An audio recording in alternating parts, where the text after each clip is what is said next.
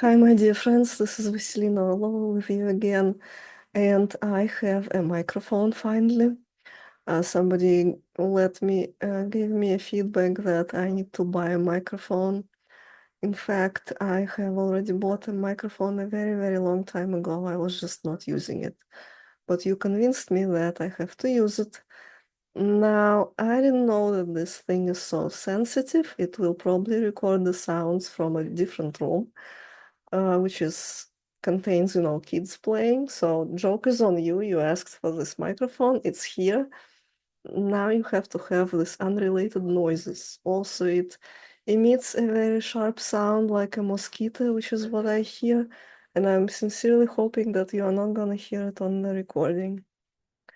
Um, what is new? This is my painting, by the way, recent painting. I'm gonna photograph it soon.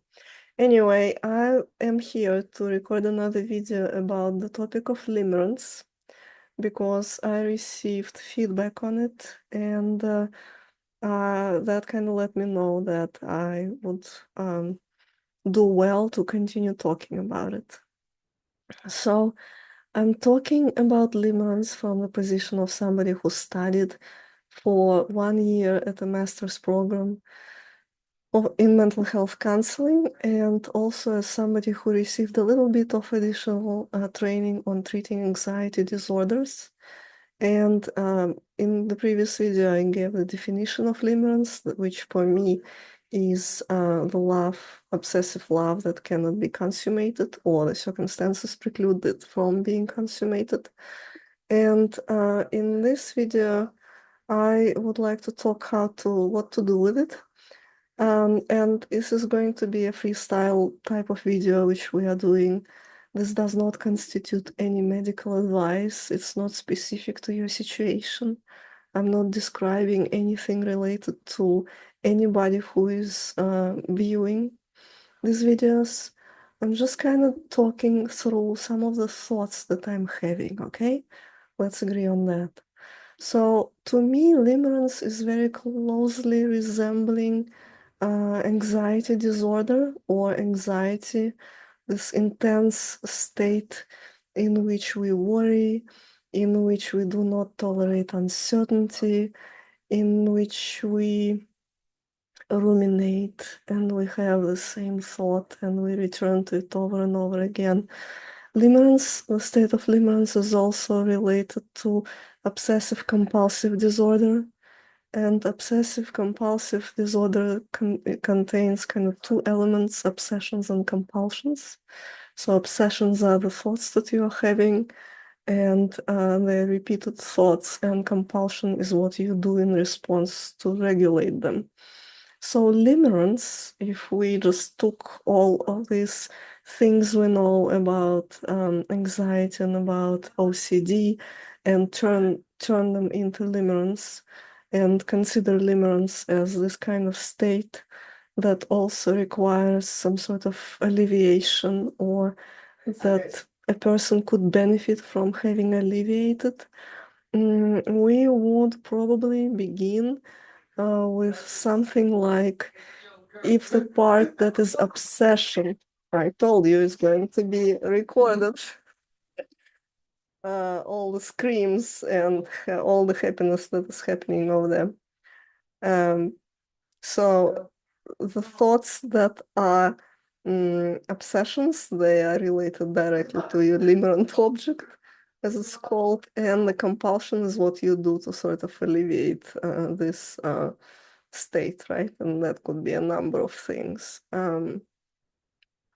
We don't need to go in details here, but one of them is, for instance, getting new and new dosages of this limerent object, which would be probably from social media, mostly in the contemporary world, right? Whether it's compulsively checking the Instagram account or otherwise coming into contact with them, for example, sending them a text message, that would all constitute these compulsions that you would do in response to the obsessions that you have. So this, I think, is very closely related to OCD. And in fact, if we open DSM-5 and just look at the symptoms of OCD, we will probably see that these symptoms are applicable to limerence. And the same as with anxiety, generalized anxiety disorder, and these things. You don't have to have all of these symptoms to fit into one of these mm, tabs with the diagnosis, right? It's enough for you to kind of meet several of them in order for you to understand that limerence really, for example, impacts your life in a negative way, affects negatively the real relationships that you could have with others, your job performance, your health, the way you spend your time, and other important areas of your life. So, if we were to treat limerence in our mind the way we treat anxiety, one thing that would be pertinent, I think, is positive beliefs about limerence. Like positive beliefs about anxiety perpetuate anxiety, positive beliefs about limerence perpetuate limerence. For example, it is more or less commonplace to assume that anxiety is perpetuated by the positive attitude to anxiety, which is you think that if you worry about things, you would be able to control them, and therefore you sort of allow yourself to worry, and you bring yourself to worry.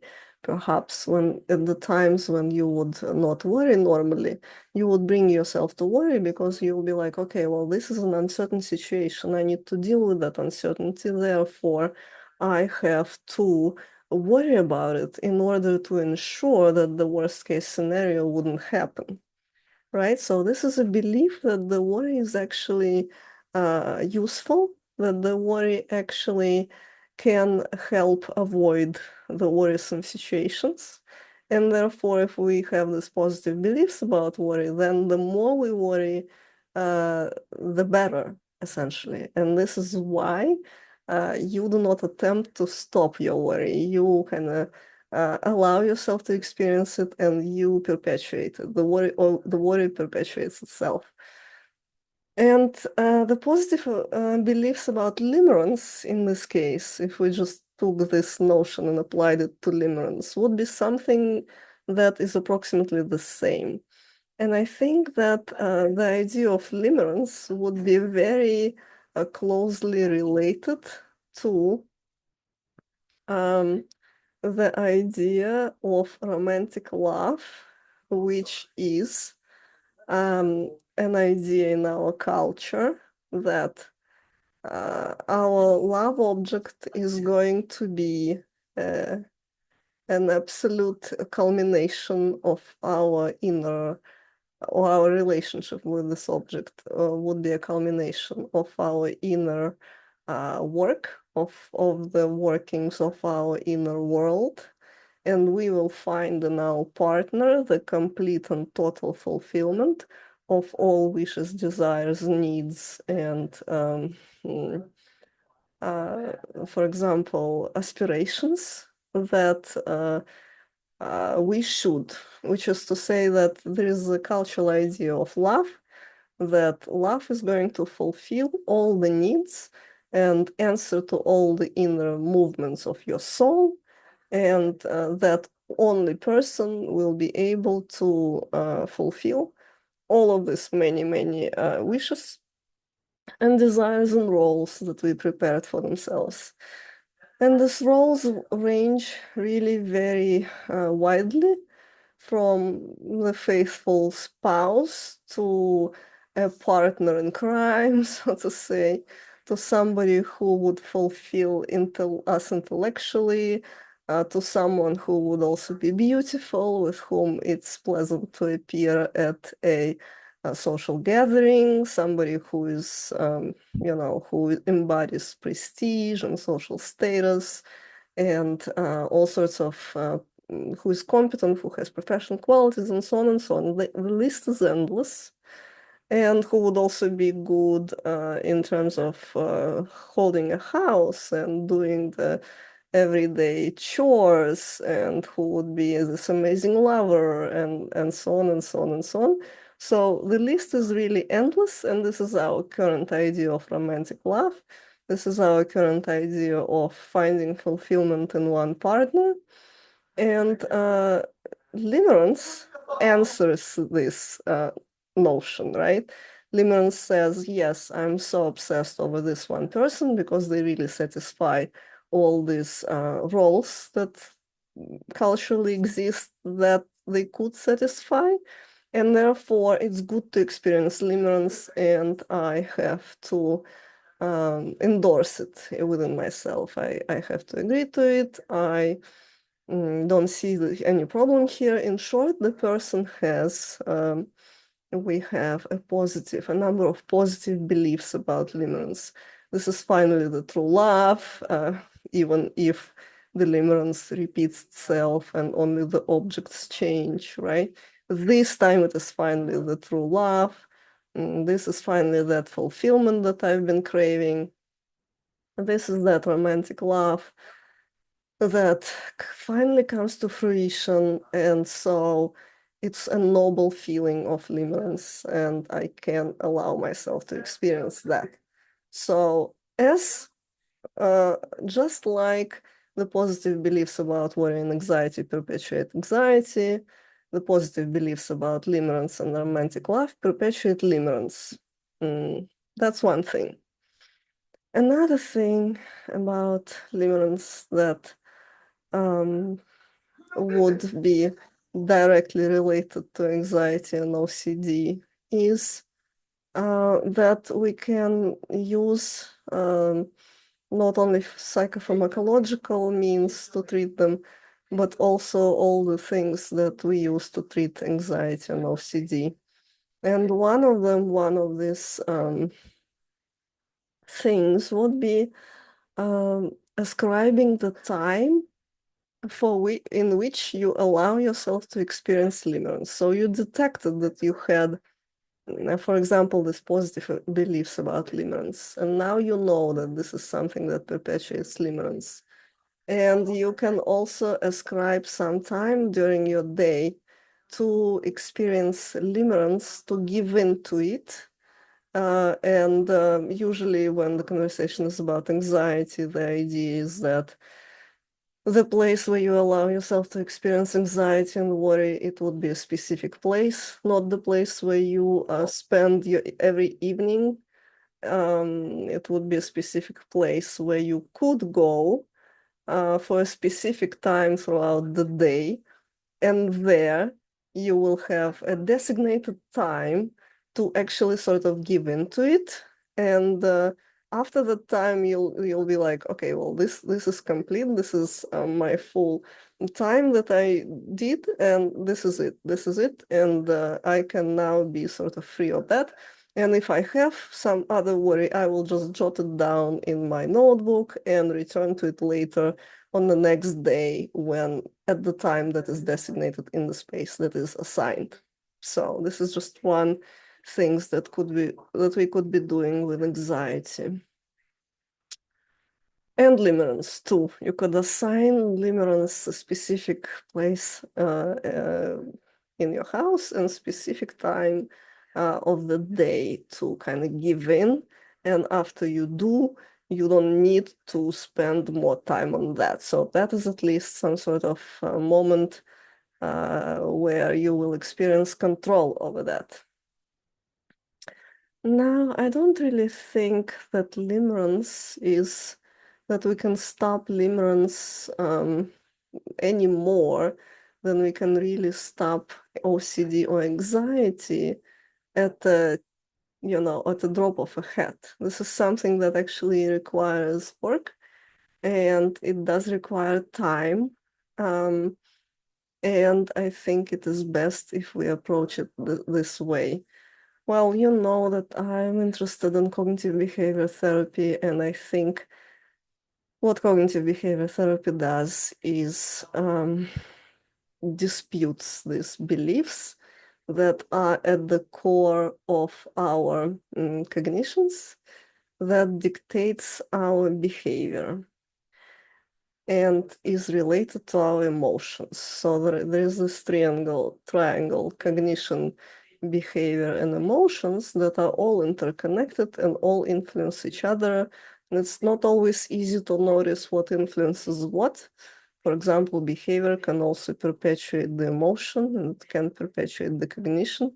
Behavior can serve as a confirmation to this cognition, or it can serve as a disputation of this cognition.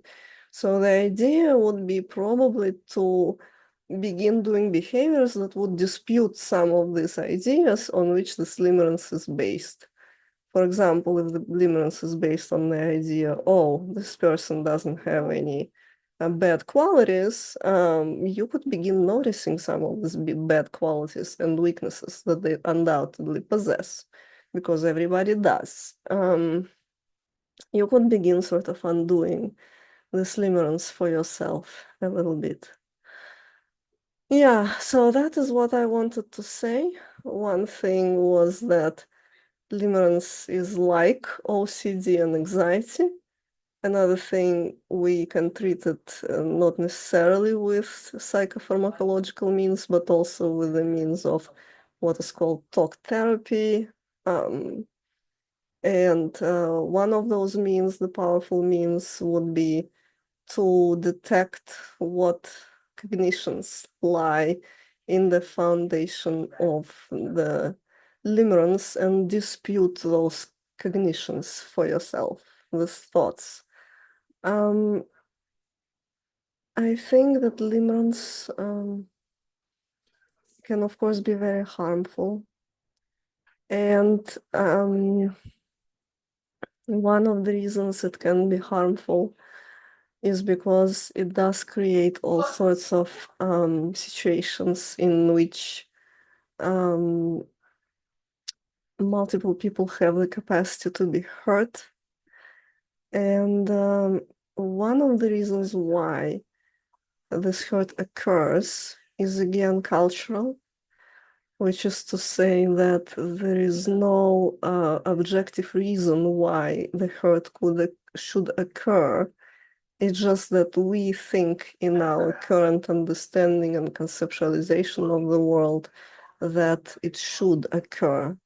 For example, the norm of the contemporaneity, is the closed, intimate relationships, right? That do not permit, as a rule, some sort of participation of others, right? Now, there is a lot of talk, a lot of discourse and practice too of the polyamorous relationships. And this is a separate topic. It's going to be great to address it at some point. It is probably the new way to be doing intimacy in contemporary world, but the thing with polyamorous relationships is that they're incredibly difficult to maintain, which is to say, the close relationships, even though they're already difficult, we have the cultural models in our mind and the ways in which these relationships should work. However, we have much fewer models and understanding of how a polyamorous relationship could work, which is not to say that they couldn't work. They definitely could, and people do make it work if we are to believe them. But the contract that people not necessarily sign, but enter within polyamorous relationships is much more complicated and more difficult to pinpoint than the contract that people usually enter when they enter the two-side relationships, right? For example, it's more or less a convention that if you enter a closed relationship with somebody, you are faithful to them, right? This is something that is again within our culture. It's something implicit. It is part of the social contract that is being signed. Now, even if it's not going, if there are no prenuptial agreements signed, it's still kind of implicit. Now, of course, if you enter a polyamorous relationship or an open relationship, this point goes out of the window. And so a lot more things need to be agreed upon. And there is always a possibility that whichever contract you will sign, either in writing or implicitly, all the more so you will think you will sign it, it's going to be broken at some point. So this is what I have for today. I think the topic is fascinating. Limerence is something that needs to be further kind of explored. It would be very interesting to read more on anxiety and OCD and see what kind of methods would allow for the state of limerence to be alleviated. The reason why we want it to be alleviated is because it is both a pleasant and unpleasant state to be in. From one point, we can't get enough of it, and we want to continue. But from another point, when you have this dopamine releases into your body, just as with the substance use, at some point your dopamine storages will be depleted, and that's where you crash. And that's when you will enter this terrible state of sadness and sort of depression, and where you will, revisit everything that has happened and blame yourself for it or find faults in what you have done. This is just a kind of a cycle. And then, your body will restore those storages, and you might enter the new cycle of limerence. So it's a never-ending process that actually could preclude you from having a meaningful relationship in your life. So thank you for your attention. Really appreciate it. Believe me when I say that I really value that I have viewers. This is quite amazing. I do wish you have a very good day and a very good week, and feel free to be in touch. Exercise some self-compassion. I'll link the link to my coaching practice if you want to be in touch. And I'm hoping that I will see you in my next video. Bye-bye.